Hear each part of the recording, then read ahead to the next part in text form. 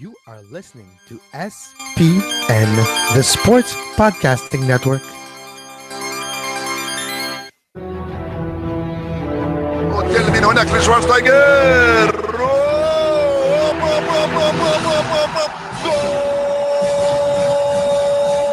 Pegarle el Ronaldinho Gaucho. Ya lo hace. Pierna derecha, directo al arco. ¡Golazo! ¡Golazo! ¡Golazo!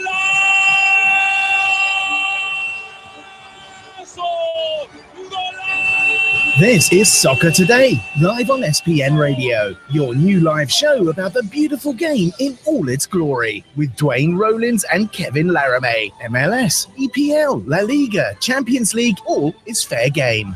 Powered by the Sports Podcasting Network. Visit us at sportspodcastingnetwork.com. And good day, good night. Welcome to Soccer Today, Monday, August 21st, 2017. The day after the eclipse. And Duane, I know here, us in Canada, you and I especially, we didn't really get like an eclipse. We just got like a little blimp. But still quite interesting. Yeah, I thought it was today, but maybe that's what you... So there you go. So you missed it. Yeah. Don't stare into the sun, which is why I'm going to lock myself in the basement. But nonetheless, it's all good because my attention definitely be like, can't stare at the sun, can't. How hard is it to not do something you're told to do, right? Like you're not to do. You know what I'm saying? When I was a kid, I remember that. I think I was like, must have been in 4th or 5th year of an elementary school. Something like that. I remember there was a total solar eclipse here in Montreal. And we were shown in school how to do a shoebox to kind of watch the eclipse. You don't see anything. You just see like the reflection on the shoebox. What's the point?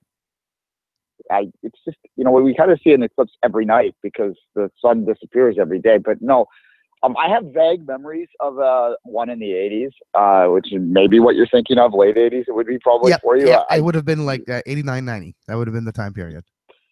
Yeah, and I remember being kind of underwhelmed at the time. I think it was a partial eclipse. This is closer. Well, it's still partial up here. I think it's 70%. So, yeah. Oh, well, a lot of people are going to be excited to go stare at... it was yesterday. You missed it. Okay. All right. Well, there you go. Anyways, when you're looking at this weekend, Duane, Major League Soccer, we had Premier League as well back. It was quite interesting for the standings in the Eastern Conference. Teams like Montreal got themselves back into the conversation. Teams like Orlando took themselves out of the equation. Now we're having a definite 6 with 17 possible in those 6. But big wins for Montreal, for Toronto. We'll talk about this in the Canadian review.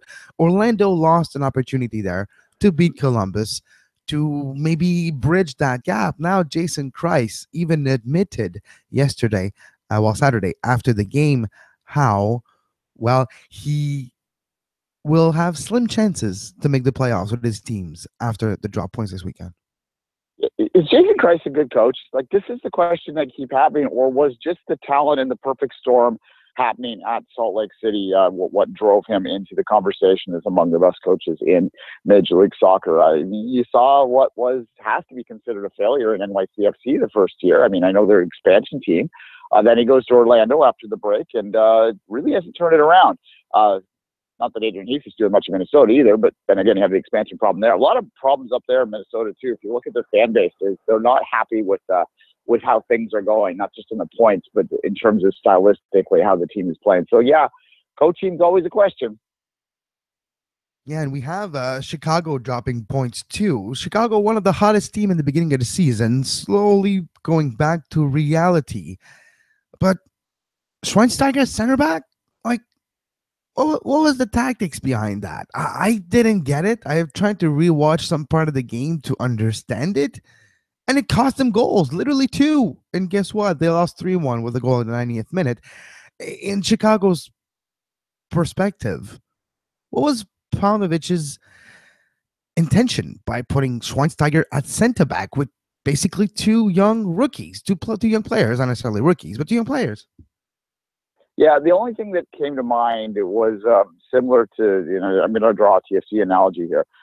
Back when Torsten Frings was at TFC, and he was clearly a step below where Schweinsteiger is now. But But nonetheless, you have a quality class player, a DP player coming in, and they played him so deep that we started to call him a sweeper. He was essentially playing like an old school sweeper role back then. And that's almost what I saw Schweinsteiger doing, is that they just have this one guy of high quality.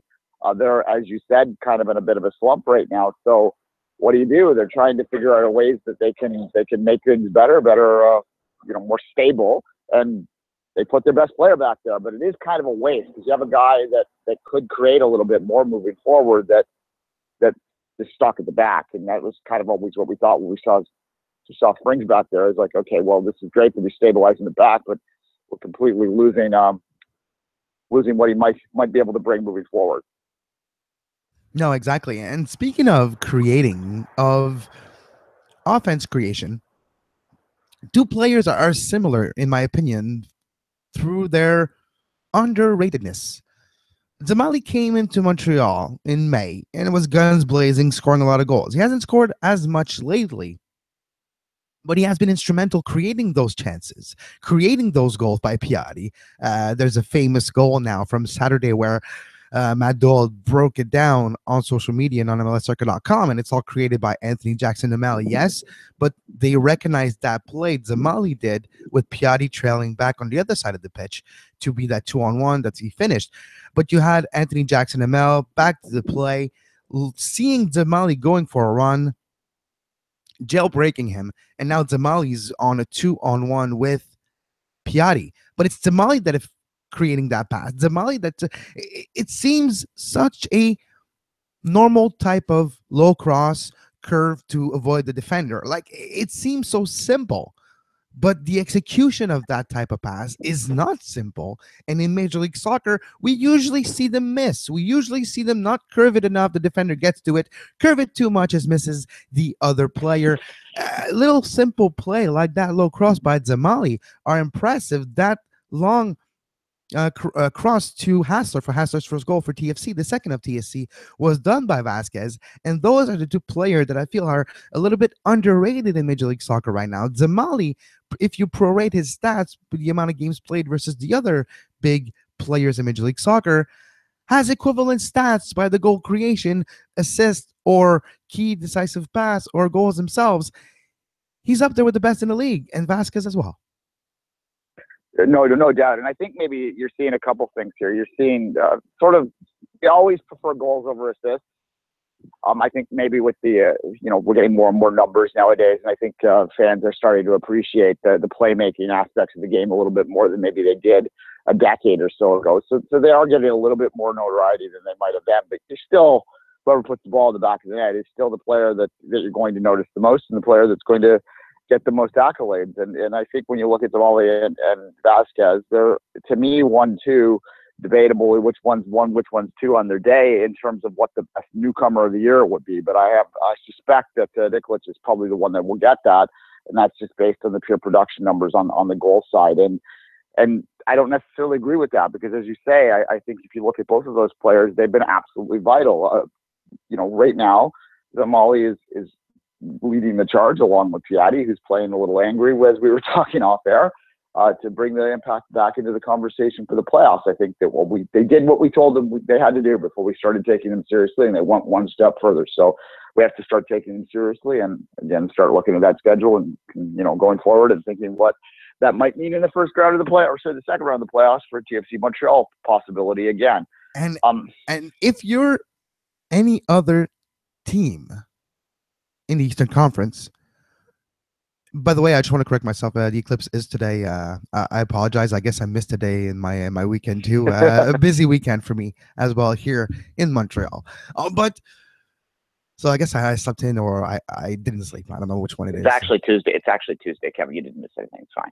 All right, cool, good. So I'm actually going to watch it. What is everybody was talking about yesterday? Anyways, never mind. Eclipse. I guess I'm gonna have to watch and listen to Bonnie Tyler tomorrow. But today, I'm good. Now, when we're looking at Zamali, Vasquez, and you mentioned how Piatti's playing angry, and you mentioned the schedule, and you mentioned how it's going to be difficult. If we go back to 3 weeks ago, after that big defeat to New York, the Rebels at Rebels Arena, with Maxime Crépeau in net, by the way, Evan Bush played lights out since then, and 3 shutouts in 4 games in that 4-game winning streak as well. But Montreal has been able to recover, to turn around the situation, use the veteran presence, and at some point brought back their counterattack mentality. And at some point played more possession style. If I go back to Saturday against RSL, and you had that possession, small, highly efficient, high coefficient of execution passes that were small, moving forward, generating whole lane spaces for players. And as well, Piatti so hot that he attracts 2-3 defenders. Still finds a way to be effective, yes, but what I mean is he create even more space for a Jamali or for a Anthony Jackson Amel, who was able to slow down the play, hold up the play, call it whatever you like, but find ways to get everybody involved and still got his goal. And we'll talk about this in the Canadian Review, and I'll talk about the question I asked to Mr. Jackson. But this Montreal team is able to adapt. And we've seen before when they were in trouble, they were trying to maybe force it too much, force either the possession too much or react too much. Seems like Montreal and Mauro Biello, especially now, going back to using veterans, using players he knows how to get the most out of, is able to find a way to make this team play effectively. Let me ask you a question. In Montreal, I mean, we all know Piatti. Piatti is so established at this point. It's kind of almost become trope-like that we understand that Piatti is the number 3 in the league, I think, and most people in terms of talent-wise. You talk about Villa and you talk about Javinko at the top, but Piatti's right there, and you might be able to make an argument in Montreal that he's equal to them. But is Delmoli getting as much equal billing, or is he still kind of playing second fiddle even in his own city to Piatti in terms of how people view this team? We're starting to see the chemistry between the two really develop. So we're seeing a lot of potential of goal output between the two even more. So Zemali is seen as very highly up there. He's seen maybe next to Piatti. But the way Piatti's been playing for 4 games, it is lights out. Ever since I talked to him, I'm not saying it's my responsibility because I don't think it is whatsoever. I think I had zero effect on it. But ever since I talked to him after the All-Star game and he mentioned, I'm finally feeling well physically. I'm finally 100%. And ever since that point, he's playing 100%. He's back to being Piatti that we used to know, but even better because he has that. When we used to imagine Piatti, we saw that he used to hold the ball too long and try that hook shot 1, 2, 3 more too much time and still find a way to be effective. The way he's been playing for 4 games is if he would have shot like we would have wanted to at the right moment, not the 1 or 2 extra dribbles. And he has that killer instinct right now. And I haven't never seen a player that hot. There's nothing that he does that doesn't go well. I was taking a very special care watching him Saturday, Duane. Every single thing he was doing was working out for him. Everything that he tries works out. He's at that level of confidence right now where there's nothing that he doesn't execute. Yeah, no doubt. I mean, I wonder, I go back to Zamoli again in terms of having his presence out there. And you mentioned the chemistry and you mentioned a sort of comfort level of him being healthy. Piatti, I'm talking about here. I think it really helps players to have someone else they trust out there in Major League Soccer. You have great talent to come in at a DP position like Piatti, like Javinko, like Villa. And maybe they struggle a little bit. Javinko certainly didn't, but maybe, they might take a little while to adjust because they have to get used to who they can trust out there. And they start to maybe overplay. They start to do an extra touch because they want to force the issue. And that's just an instinctive thing because they don't necessarily believe in the talent of the players beside them. That sounds a little harsh, but, if you're used to playing at this level, and I'm putting my hand up and high in the air because this isn't a video podcast yet, and instead you walk into this level, I'm going a little lower, you tend to try and overcompensate for that. But when you have players that you believe can play at the same level you're at, then maybe that loosens your game up and gets you playing the simple game that got you to that level. And I think maybe we might be seeing some of that. The impacts certainly are. Someone asked me this on Twitter. I was a Montreal fan, whether, Toronto would want to avoid Montreal in the playoffs.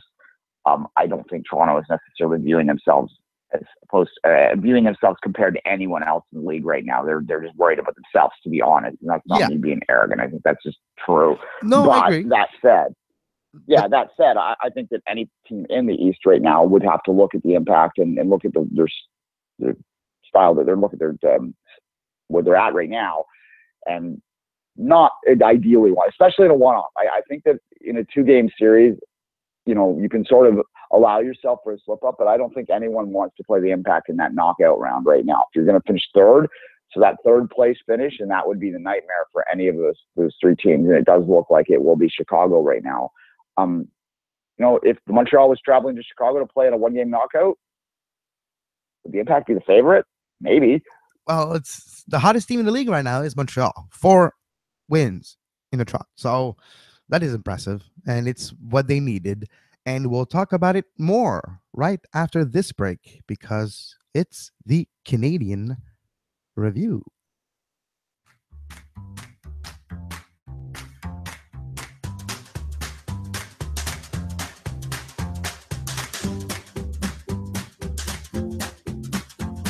You are listening to Soccer Today, live on SPN Radio.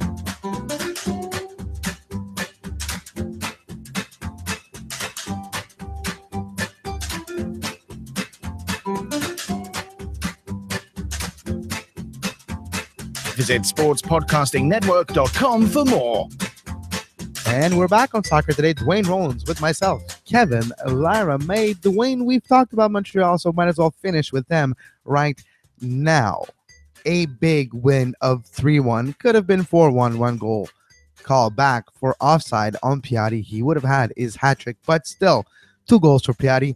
But the star of the day for me on Saturday was Canadian international from the Montreal Academy, Mr. Anthony Jackson-Amel. 1 goal, 2 assists, and one thing that's really rare, a good quote. After the game, Duane, I asked Anthony Jackson-Amel, Anthony, Louis Belangoyet gave you that ball for your goal. A goal created 100% in the Montreal Academy. Does it feel special?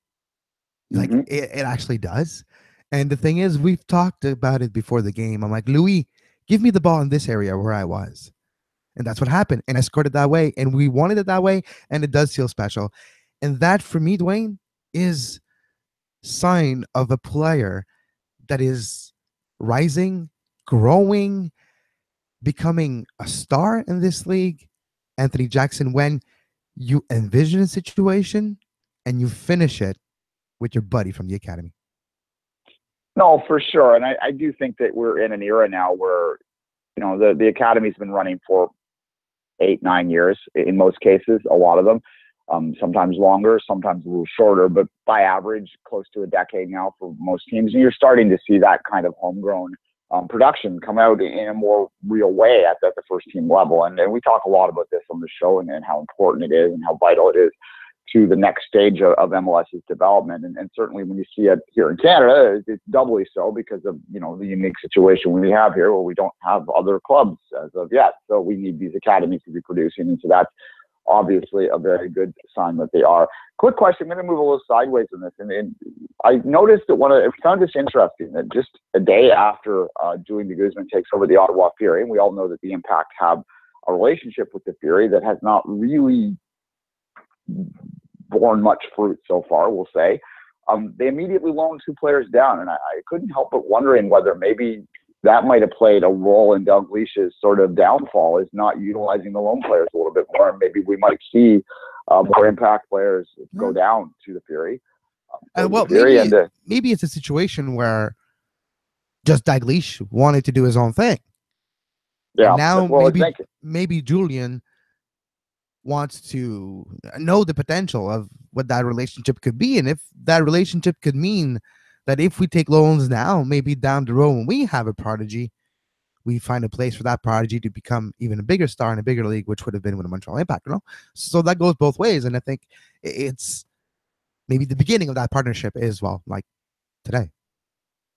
Yeah, and look, I understand. I was talking to the Fury fans about this, and I do get the Fury fans' frustration about feeling like a farm team. I understand that. I empathize with that. But I do think that if you look at world football and you look at loans from higher levels to lower levels, they can be quite beneficial to the lower level team if they're done well. And if the Impact can support the Fury and take them to another stage, because clearly they were, they're below the playoff line. So it's not like they were excelling, right? So I think it bears like the Fury in their best interest to really explore this, and obviously to go back to the Impact we were talking about, it benefits them too to have that club, because that is, with the loss of FC Montreal, you need. Just by the way, we didn't even name the player. It's Nick DePee, striker for the Montreal Impact, first round draft pick of last year, that is loaned to Ottawa, and Wandre Lefebvre, defender for Canada, yes, before Montreal as well. Both players were way down on the depth chart, and something we don't usually say, but because of, the abundance of striker with the Montreal Impact right now, and especially the play of Anthony Jackson and Mancosu. Mancosu's still cold, but Mancosu scored a penalty earlier this week, and maybe things have started again, and they have two strikers who can play by themselves up top, and they both want to start. Nick DePee would have had a lot of difficulty finding the pitch with Ottawa. He hopefully will have more playing time.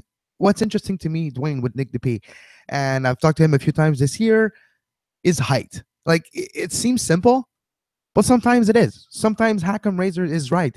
And if you get a very, very tall striker, put him in the box on set pieces, they'll get you goals.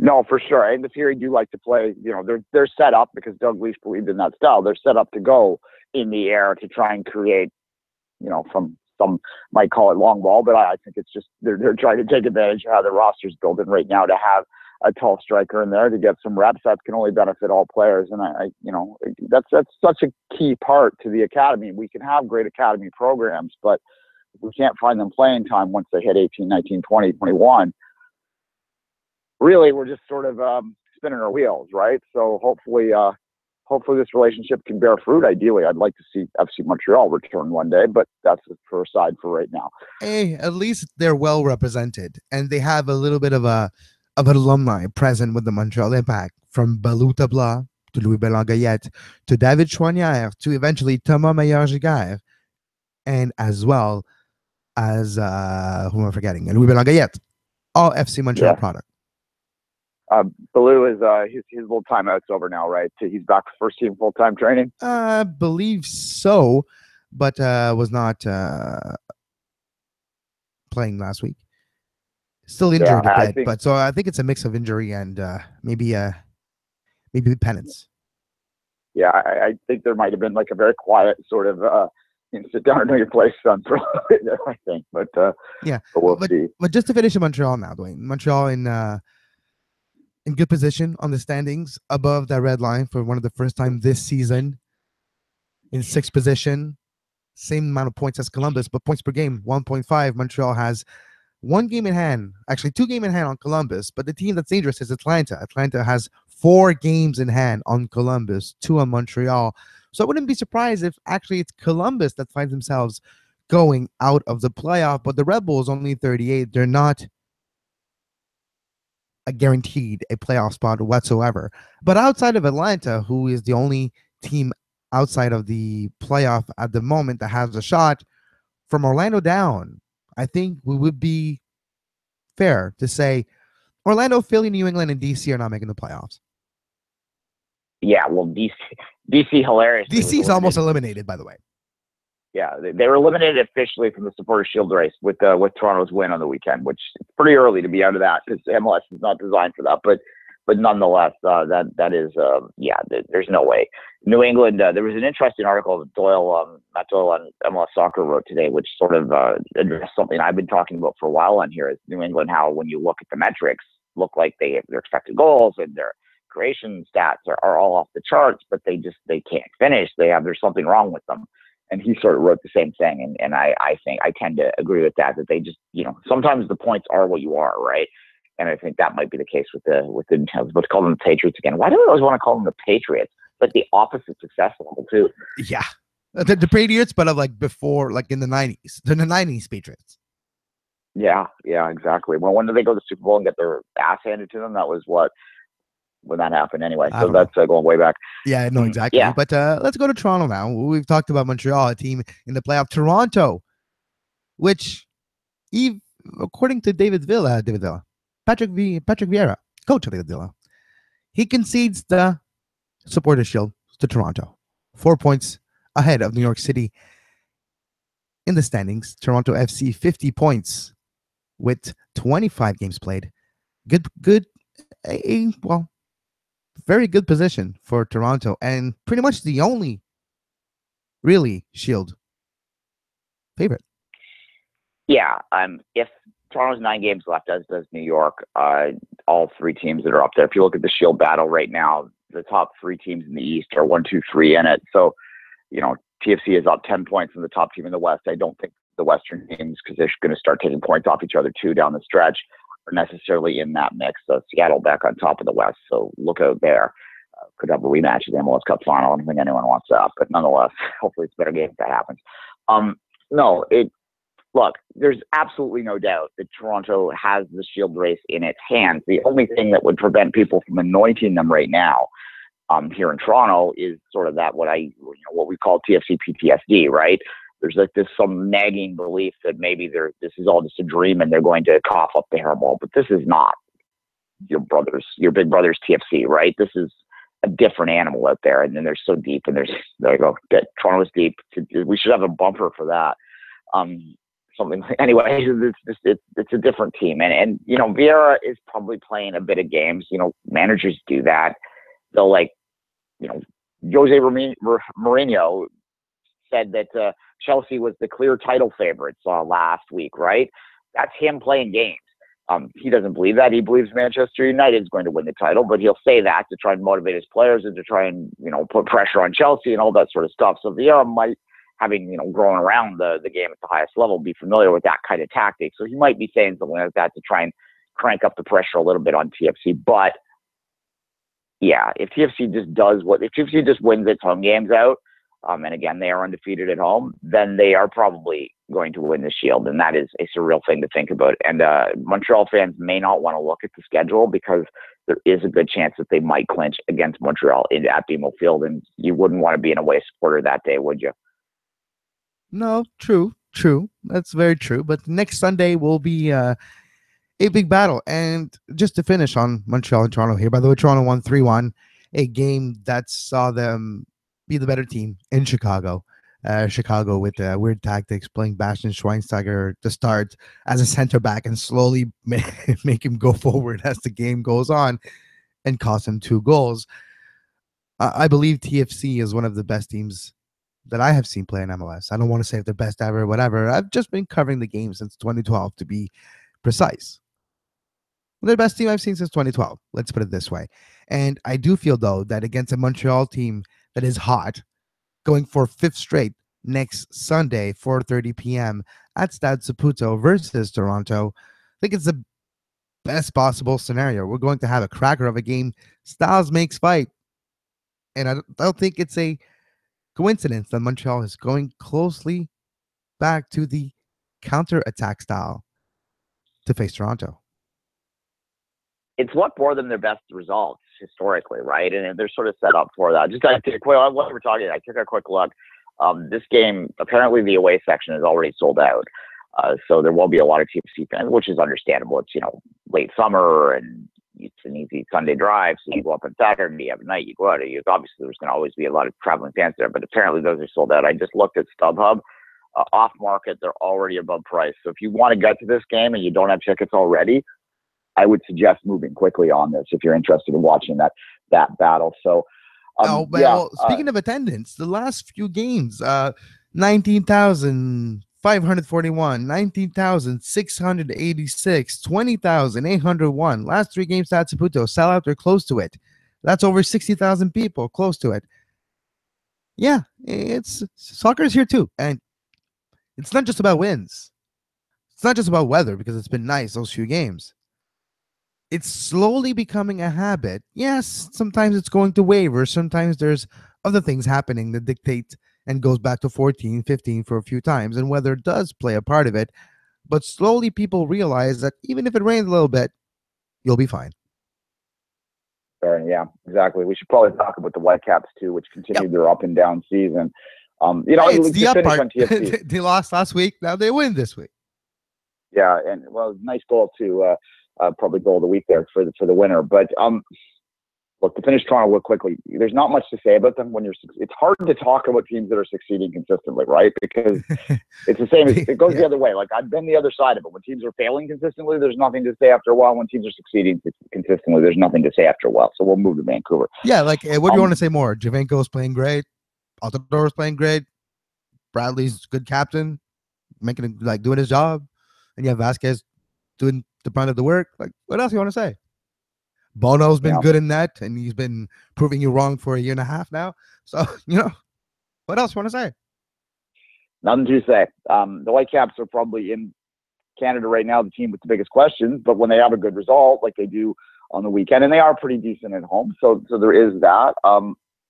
They're sneaking around. They're going to. The problem with the Whitecaps season right now is because of their inconsistency. You can't really see them rising up much above fifth.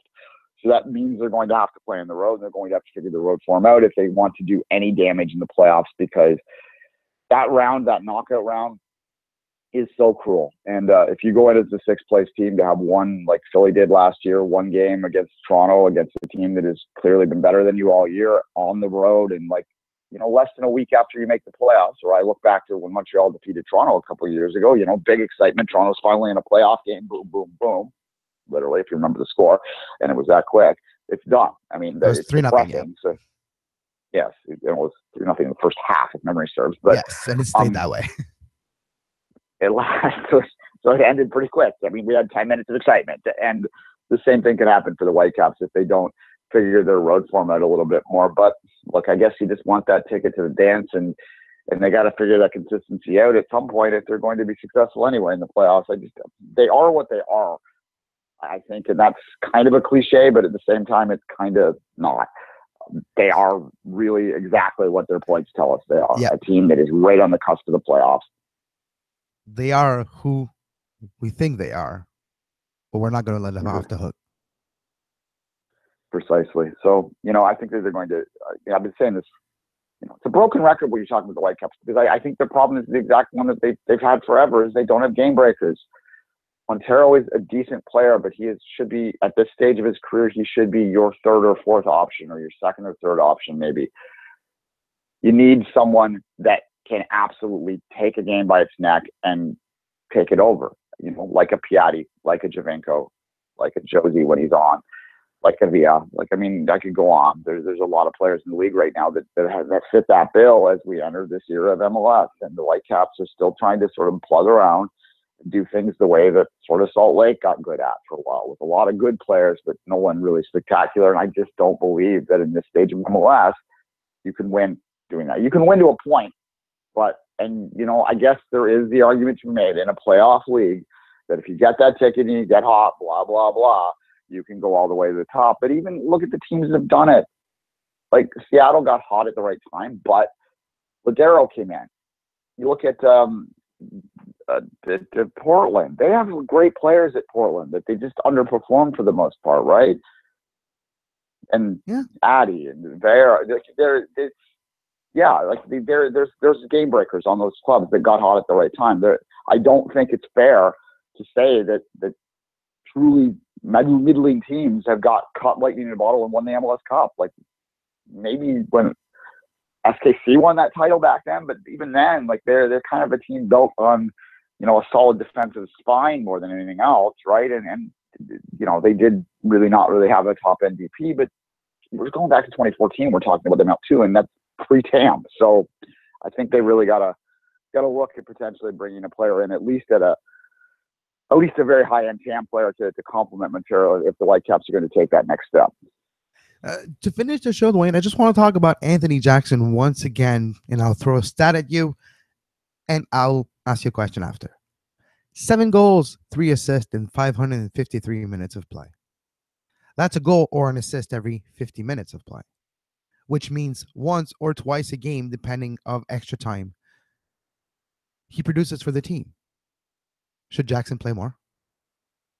It's always a question when you got the super sub situation, right? Well, he started on the weekend, goal and 2 assists. So Yeah, well, exactly. Because he has been few, like even non-Canadian sources are calling him like the MLS super sub this year. If there was the equivalent of the NBA six-man award, he'd probably be up for it, right?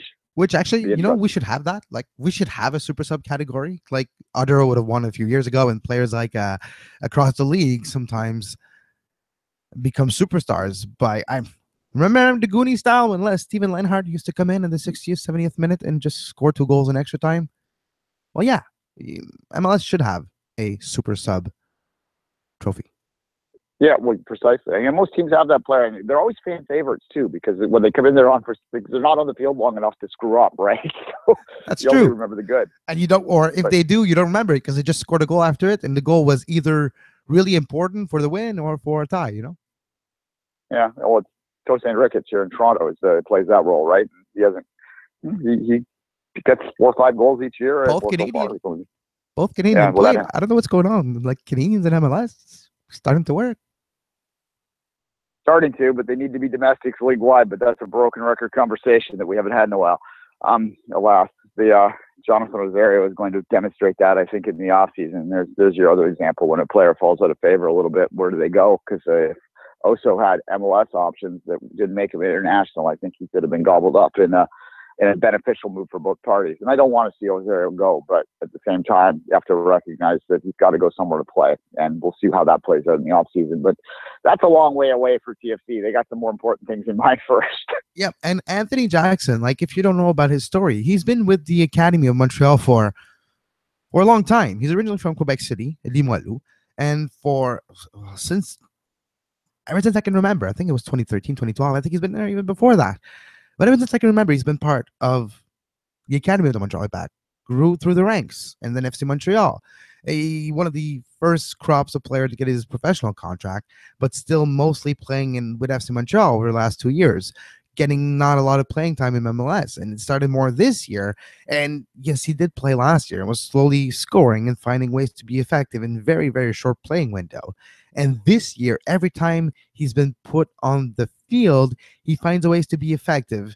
And when he starts, and against Columbus, and against this week against I forget already who they played Saturday. Anyways, Arsal, he's effective, and he finds ways to be good. And it's different phases of play too. He's a hold-up play. He can play with his back to the net and involve Piatti and Zamali, which this becomes really important with Montreal.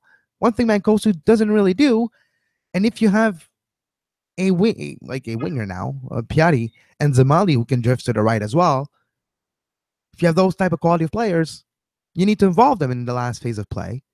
And having a player like Anthony Jackson being able to play with his back to the net gives 2-3 seconds more for Piatti and Zamali to get up there.